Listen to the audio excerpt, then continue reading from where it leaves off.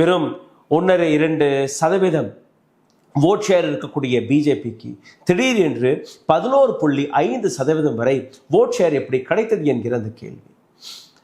அண்ணாமலை அவர்களை பொறுத்தவரையில் தொடர்ந்து நீங்க பார்த்தீர்கள்னா நேஷனல் மீடியாவின் ஒரு ஃபேவரட் கேண்டிடேட்டாக மாறியார்.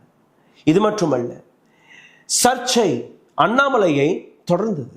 அண்ணாமலை அவர்கள் பேசக்கூடிய ஒவ்வொரு ஸ்டேட்மெண்ட்டும் தமிழ்நாட்டில் ஒரு மிகப்பெரிய சர்ச்சையை கிளப்பது மட்டுமல்லாமல் பிஜேபியுடைய அந்த ஸ்டாண்டையும் மிகப்பெரிய அளவில் எடுத்து நிறுத்தியது.